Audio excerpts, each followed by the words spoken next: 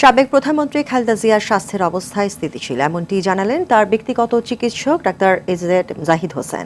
কিছু রিপোর্ট পাওয়া গেছে, সেই অনুযায়ী চিকিৎসার ধরন পরিবর্তন করে চিকিৎসা সেবা চলছে বলেও জানান তিনি।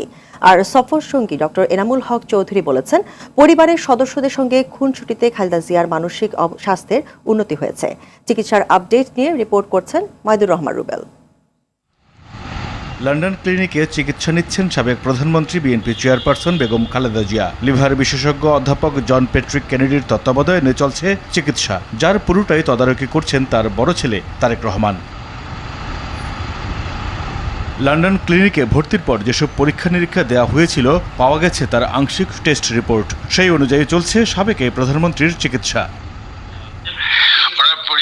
পূর্বের মতোই চলছে, ডাক্তার সাহেবরা দেখতেছেন, চিকিৎসার মধ্যে কিছু পরিবর্তন করতেছে, ওনার অবস্থা স্থিতিশীল আছে।